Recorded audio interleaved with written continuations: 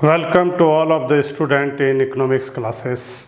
Today's topic is control of money supply by the central bank.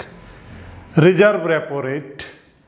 जब commercial bank के पास surplus amount हो जाता है तो अपने सरप्लस अमाउंट को सेंट्रल बैंक में डिपॉजिट करता है फॉर गेटिंग इंटरेस्ट। इसका टारगेट रहता है इंटरेस्ट कमाने का। बट द सिचुएशन इज, यहाँ पर हम बात कर रहे हैं कि सेंट्रल बैंक के द्वारा मनी सप्लाई को कैसे कंट्रोल किया जाता है। इकोनॉमी में बात होती है इन्फ्लेशन और डिफ्लेशन का। इन्फ्लेशन का मतलब है एक्सेस डिमांड और डिफ्लेशन का मतलब है डेफिशिएंट ऑफ डिमांड। किसी भी इकोनॉमी में एक्सेस और डेफिशिएंट ये अच्छा नहीं होता है, बैलेंस होना चाहिए। तो सेंट्रल बैंक का काम है मनी के सप्लाई को कंट्रोल करना। So number 4 is reserve repo rate. Reserve repo rate, reserve repo rate क्या है? सेंट्रल बैंक के द्वारा एक ऐसा रेट जो कमर्शियल बैंक के द्वारा जब अमाउंट डिपॉजिट किया जाता है तो उसके अगेंस्ट में इंटरेस्ट दिया जाता है, उस रेट ऑफ इंटरेस्ट को बोलते हैं रिजर्व रेपो रेट। अब हम यहाँ पर बात करेंगे कि कैसे मनी सप्लाई को सेंट्रल बैंक कंट्रोल करती है।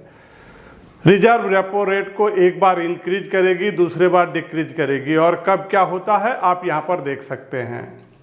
केस नंबर 1, पहले हम बात करते हैं कि सेंट्रल बैंक के द्वारा डिक्रीज इन रिजर्व रेट। जब रिजर्व रेट में डिक्रीज कर दिया जाता है, रिजर्व रेट को घटा दिया जाता है। अब आप ही बताइए कि कमर्शियल बैंक सेंट्रल बैंक में पैसा जमा करती है कब? इंटरेस्ट कमाने के लिए। अभी सिचुएशन क्या है? सेंट्रल बैंक के द्वारा रिजर्व रेपो रेट को क्या कर दिया गया है? कम कर दिया गया है, घटा दिया है। तो कमर्शियल बैंक क्या करेगी? यहाँ देखिए, less fund are park by the commercial bank with the central bank to generate interest income. अभी क्या करेगी?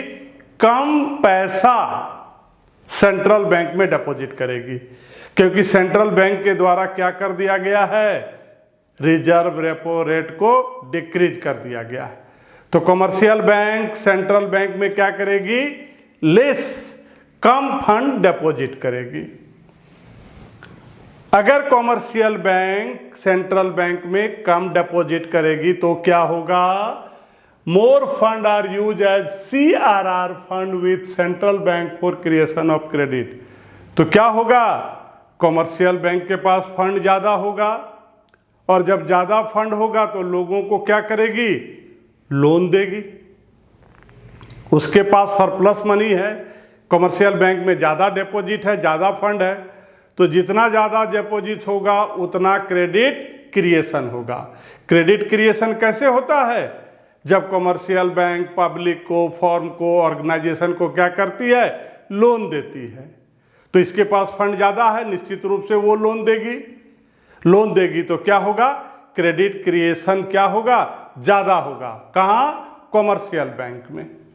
जब क्रेडिट क्रिएशन ज़्यादा होगा उससे क्या होता है? Increase in supply of money. Money का सप्लाई बढ़ेगा। बहुत सारे लोगों के पास पैसा क्या हो गया? आ गया। अब लोगों के पास पैसा आ गया तो क्या होगा? लोग अब क्या करेंगे? डिमांड ज़्यादा करेंगे। तो दिक्कत क्या थी? डिफ्लेशन था, मार्केट में डिफ्लेशन था। इसका मतलब क्या था? डिमांड कम था। डिमांड कम होने का क्या कारण था? मार्केट में मनी का सप्लाई ही कम था। अभी सेंट्रल बैंक ने क्या कर दिया? रिजर्व रेपो रेट को डिक्रीज कर दिया। तो उससे क्या हो गया? मार्केट में मनी का सप्लाई बढ़ गया। तो मार्केट में मनी का सप्लाई बढ़ गया, इसका मतलब क्या हो गया? डिफ्लेशन में कंट्रोल हो गया। ये है सिचुएशन डिफ्लेशन। अगर इकोनॉमी में इन्फ्लेशन होगा तब क्या करेगी? इन्फ्लेशन का मतलब क्या है? एक्सेस डिमांड, मतलब मार्केट में मनी का सप्लाई ज़्यादा है, तो क्या करना है? मनी के सप्लाई को कम कर देना है। मनी के सप्लाई को कम करने के लिए सेंट्रल बैंक क्या करेगी? Increase in reserve repo rate. क्या करेगी? रिजर्व रेपो रेट जो है वो इंक्रीज कर देगा। तो जब रिजर्व रेपो रेट इंक्रीज कर देगा तो कमर्शियल बैंक का क्या है? उसका लालच है इंटरेस्ट कमाने का, वो अपना कॉमर्शियल बैंक में जो भी डिपॉजिट है उसको ले जा कर के कहाँ जमा कर देगी? सेंट्रल बैंक में, क्योंकि इसका टारगेट क्या है? इंटरेस्ट कमाने का। तो मैक्सिमम फंड कहाँ चला गया? सेंट्रल बैंक में। इसका मतलब यहाँ पर क्या होगा? अब इसके पास फंड बहुत कम है। किसके पास? कॉमर्शियल बैंक के पास फंड कम है। इसका मतलब क्रेडिट क्रिएशन क्या होगा? कम होगा। अगर फंड कम है तो क्रेडिट क्रिएशन कम होगा, और जब क्रेडिट क्रिएशन कम होगा मतलब मार्केट में मनी का सप्लाई क्या हो जाएगा? डिक्रीज हो जाएगा। तो मार्केट में जब मनी का सप्लाई डिक्रीज हो जाएगा तो लोग क्या करेंगे? डिमांड करना कम कर देंगे। और इन्फ्लेशन में क्या दिक्कत था? लोग ज़्यादा डिमांड कर रहे थे। तो इन्फ्लेशन को कैसे कंट्रोल होगा? जब मार्केट में मनी के सप्लाई को कम कर देंगे। तो मनी का सप्लाई कम कैसे होगा? रिजर्व बैंक, सेंट्रल बैंक क्या करेगी? रिजर्व रेपो रेट को बढ़ा देगी। तो जैसे ही रिजर्व रेपो रेट बढ़ेगा, कॉमर्शियल बैंक अपना सारा फंड ले जाकर कहाँ जमा कर देगी? सेंट्रल बैंक में। और कॉमर्शियल बैंक के पास फंड क्या हो जाएगा? कम हो जाएगा। जब फंड कम होगा तो क्रेडिट क्रिएशन भी क्या होगा? कम होगा। मतलब लोगों को ये लोन नहीं दे पाएगी, फर्म को लोन नहीं दे पाएगी। क्रेडिट क्रिएशन कम हो गया मतलब मार्केट में मनी का सप्लाई क्या हो गया? कम हो गया। तो मार्केट में मनी का सप्लाई कम हो गया मतलब अब लोग क्या करेंगे? डिमांड कम कर देंगे। तो डिमांड कम कर देंगे तो इन्फ्लेशन क्या हो जाएगा? कंट्रोल हो जाएगा। Number 5, cash reserve ratio. Cash reserve ratio क्या है? कॉमर्शियल बैंक का जो डिपॉजिट है उसका एक सर्टेन परसेंट कॉमर्शियल बैंक को सेंट्रल बैंक में रखना पड़ता है। सेंट्रल बैंक इकोनॉमी में जो इन्फ्लेशन और डिफ्लेशन होती है उसको ठीक करने के लिए सप्लाई ऑफ मनी को इंक्रीज और डिक्रीज करती है with the help of increase in CRR और decrease in CRR। Cash reserve ratio को इंक्रीज और डिक्रीज करके मनी के सप्लाई को बढ़ाती भी है और घटाती भी है। Case number 1, when supply of money is to be increased in the economy। अगर सेंट्रल बैंक चाहती है कि इकोनॉमी में सप्लाई ऑफ मनी को इंक्रीज करना है तो सेंट्रल बैंक क्या करती है? Reduce in CRR, cash reserve ratio को कम कर देती है।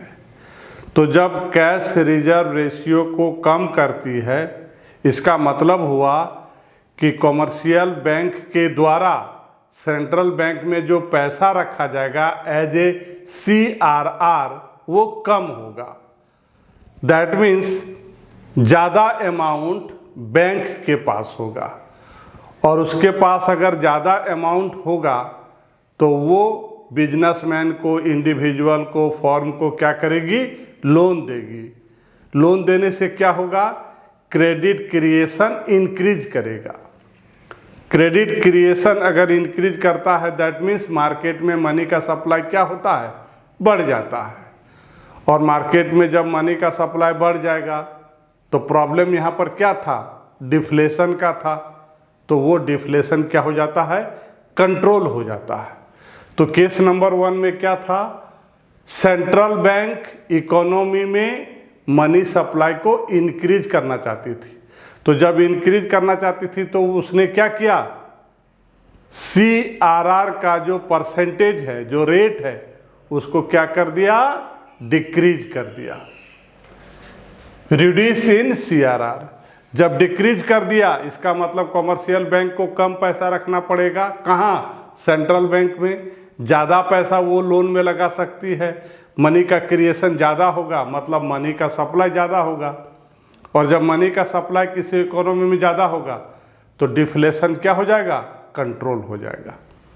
अब केस 2 की बात करते हैं। अगर सेंट्रल बैंक मनी के सप्लाई को कम करना चाहती है, डिक्रीज करना चाहती है, तो सेंट्रल बैंक क्या करेगी? Increase in CRR, cash reserve ratio को सेंट्रल बैंक बढ़ा देगी, तो क्या होगा, कॉमर्शियल बैंक का ज़्यादा पैसा कहाँ चला जाएगा, सेंट्रल बैंक में। इस केस में क्रिएशन ऑफ मनी क्या होगा, कम होगा। क्रेडिट क्रिएशन कॉमर्शियल बैंक के द्वारा कम होगा, मतलब मनी का सप्लाई मार्केट में क्या होगा, कम होगा। और जब मार्केट में मनी का सप्लाई कम होगा तो इन्फ्लेशन इससे क्या हो जाएगा, कंट्रोल हो जाएगा। Number 6, statutory liquidity ratio SLR। Every commercial bank is required to maintain a fixed percentage of its asset in the form of liquid asset called SLR। हर एक कॉमर्शियल बैंक को उसके पास जो एसेट है उसका एक सर्टेन % खुद के पास रखना है, अपने पास रखना है, और ये सेंट्रल बैंक तय करेगी कि SLR का जो रेट होगा वो क्या होगा, कितना आपको रखना है। ये डिसीजन कौन लेगी, सेंट्रल बैंक। और पैसा अपने यहाँ कौन रखेगी, कॉमर्शियल बैंक खुद के पास रखेगी। उसके पास जो भी एसेट है उसका एक सर्टेन % अपने पास रखेगी। It include cash, gold etcetera. The rate of SLR is fixed by central bank and it is varied from time to time। और सेंट्रल बैंक अपनी सुविधा के अनुसार उस रेट को वेरी करती है। SLR statutory liquidity ratio. अब यहाँ पर हम बात करेंगे कि सेंट्रल बैंक मनी के सप्लाई को कंट्रोल कैसे करेगी। जैसे केस नंबर 1 में सेंट्रल बैंक चाहती है कि मनी के सप्लाई को हम इंक्रीज करें, बढ़ाएं। When supply of money is to be increase in the economy, central bank चाहती है कि हम मनी के सप्लाई को इंक्रीज करेंगे, तो सेंट्रल बैंक क्या करेगी, रिड्यूस इन SLR। जो SLR का रेट है उसको कम कर देगी, रिड्यूस कर देगी। तो जब कम कर देगी इसका मतलब क्या है कि कॉमर्शियल बैंक जो पहले SLR रखता था अपने पास एसेट का एक सर्टेन %, अब उतना नहीं रखना है, उससे कम रखना है। क्या करना है, रेट कम कर देने से कम रखना है। इसका मतलब इसके पास फंड क्या हो गया, सरप्लस हो गया। पहले से भी ज़्यादा इसके पास क्या हो गया, फंड हो गया। किसके पास, कॉमर्शियल बैंक के पास। अब ये ज़्यादा लोगों को लोन दे सकती है। अब कॉमर्शियल बैंक ज़्यादा लोगों को लोन दे सकती है। जब ज़्यादा लोगों को लोन दे सकती है इसका मतलब ये हो गया कि कॉमर्शियल बैंक के द्वारा क्रेडिट क्रिएशन क्या होगा, इंक्रीज हो जाएगा, बढ़ जाएगा। और जब क्रेडिट क्रिएशन इंक्रीज हो जाता है तो इकोनॉमी में क्या होता है, मनी का सप्लाई बढ़ जाता है। और अगर डिफ्लेशन है तो कंट्रोल हो जाएगा। अब केस नंबर 2, अगर सेंट्रल बैंक चाहती है कि मनी के सप्लाई को कम करना चाहती है, तो मनी के सप्लाई को कम करना चाहती है तो सेंट्रल बैंक क्या करेगी, इंक्रीज इन SLR। जो SLR का रेट है उसको इंक्रीज कर देगी। अब कॉमर्शियल बैंक को पहले से ज़्यादा एसेट अपने पास रखना पड़ेगा। इसका मतलब ये हो गया कि जितना ये पहले लोन देती थी अब उतना नहीं दे पाएगी, क्योंकि SLR का रेट क्या कर दिया गया, बढ़ा दिया गया। इसका मतलब अब उसको ज़्यादा एसेट अपने बैंक में ही रखना है, किसी को देना नहीं है। तो क्या होगा, जो वो लोन दे रही थी पहले कॉमर्शियल बैंक दूसरे को, अब उसका लोन क्या हो जाएगा, कम हो जाएगा। लोन देने का जो फंड है वो क्या हो जाएगा, कम हो जाएगा। और जब फंड कम होगा तो क्रेडिट क्रिएशन क्या होगा, कम हो जाएगा। मनी का सप्लाई क्या हो जाएगा, डिक्रीज हो जाएगा। अब इकोनॉमी में क्या हो गया, मनी का सप्लाई डिक्रीज हो गया। तो क्या है, इन्फ्लेशन को कंट्रोल हो सकता है। आप यही जानिए कि SLR के द्वारा सेंट्रल बैंक मनी के सप्लाई को इंक्रीज भी कर सकती है, डिक्रीज भी कर सकती है। अगर वो इंक्रीज करना चाहती है तो SLR को क्या कर देगी, रिड्यूस कर देगी।